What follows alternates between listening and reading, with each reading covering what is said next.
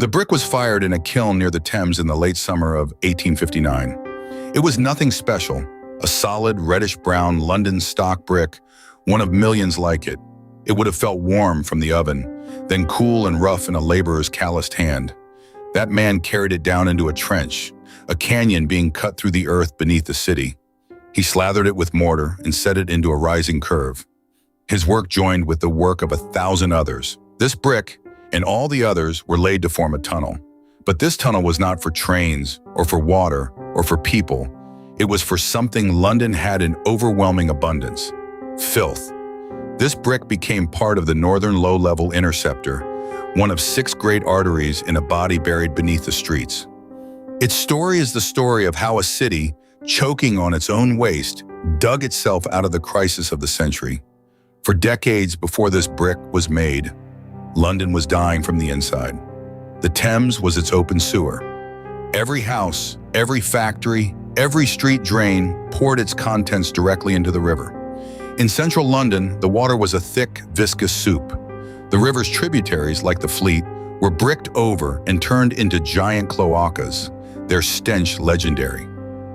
This was more than a nuisance. Cholera stalked the city. Major outbreaks hit in 1832, again in 18, and again in 1854. Tens of thousands died. The medical theory of the day was miasma, the idea that bad air caused disease. So the smell was not just offensive. To Victorians, it was literally deadly. The river's condition was a known horror, a political headache, but the cost and scale of a solution paralyzed Parliament. Year after year, committees debated, plans were drawn, and nothing was built. The problem simply flowed into the Thames and festered. Then, in the summer of 1858, the weather conspired against the politicians. It became unusually, relentlessly hot. The Thames, already saturated with sewage, began to cook. The water level dropped, exposing banks of putrid sludge. The smell that rose was not just strong, it was an aggressive, physical presence. It invaded homes, offices, and shops. It was so thick in the air you could almost taste it, and it concentrated with particular vengeance around the Palace of Westminster, where Parliament sat right on the riverbank. The politicians, the very men who had delayed action, were now under direct assault. They tried hanging curtains soaked in chloride of lime over the windows, a desperate and futile gesture. The stench seeped through. Debate became impossible. The Great Stink, as the newspapers called it, had finally made the abstract problem intolerably concrete. The political response was shockingly fast. With the smell as a relentless lobbyist, a major drainage bill was pushed through both houses of Parliament in about 18 days. Benjamin Disraeli, then Chancellor of the Exchequer, steered it. It became law on August 2, 1858. The crisis had finally broken the logjam. The task of turning this law into brick and mortar fell to the Metropolitan Board of Works and its chief engineer, a man named Joseph Bazalgette. Bazalgette had been nursing a plan for years. His core idea was elegant in its logic: intercept and export. Don't try to treat the sewage in the heart of the city. Instead, catch it before it reached the Thames. Divert it into massive underground tunnels that ran east, parallel to the river, on both banks. Then, use pumping stations to lift it and push it far downstream, releasing it into the Thames estuary on the outgoing tide. The filth would be carried away from the dense population, out to sea. It was a plan of staggering scale. It called for about 82 miles of these large intercepting sewers, which would act as main arteries. They would be fed by a network of over 1,000 miles of smaller street sewers, the capillaries of the system. Our brick was destined for one of these main arteries. Work began in 1859. The city became a vast construction site. Teams of roughly 1,000 laborers dug deep trenches along the planned routes. They worked through clay, through rubble, through the buried history of London.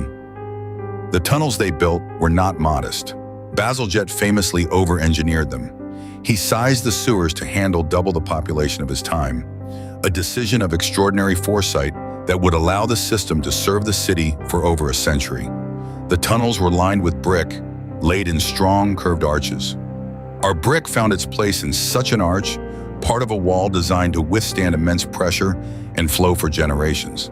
But the system needed force to move the sewage eastward. The land sloped too gently for gravity to do all the work.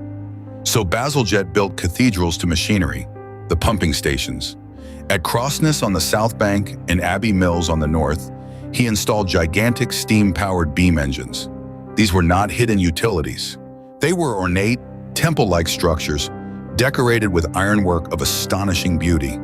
They were a statement of pride. The filth of London would be moved by the finest engineering of the age. The pumping stations lifted the sewage into higher outfall sewers that carried it the final miles to the release points. As the interceptors grew, another part of Bazalgette's genius took shape above them. The project wasn't just about hiding sewage, it was about reclaiming the city. To build the sewers along the river, his teams needed to construct new embankments, the Victoria, Albert, and Chelsea embankments. These were multi-layered triumphs of civic engineering. Deep inside was the sewer itself. Above it were new roadways and pedestrian promenades. The embankments tamed the river's edge, provided flood defense, and created elegant new public spaces. They literally reshaped the face of central London, turning muddy, stinking shores into orderly, accessible waterfront. The brick in the northern low-level Interceptor now had a grand promenade above it, where Londoners could stroll and take the air that was no longer poisonous. The system was officially opened in 1865 by the Prince of Wales. The core was operational, though work would continue into the 1870s. The effect was transformative. The smell vanished from the Thames in central London. Almost immediately, the relentless cholera outbreaks that had haunted the city ceased. Bazalgette's system, built to solve a smell based on the miasma theory, had inadvertently solved a waterborne disease problem by severing the link between sewage and drinking water. It was one of the greatest public health interventions in history. Our brick and all its brothers settled into their silent, eternal task. For over 150 years, they have done their job. The system Bazalgette built became the template for modern cities around the world. It was the largest civil engineering project of its time, a statement of Victorian confidence and a literal foundation for metropolitan life. That ordinary brick, pulled from the kiln in 1859, became part of the infrastructure that allowed a city of millions to live together. It witnessed no great events. It holds no inscriptions, but its purpose was to carry away the waste that threatened to overwhelm civilization itself. It is a monument not to a person or a battle, but to the simple, profound idea that for a city to thrive, its unseen foundations must be stronger than its visible chaos.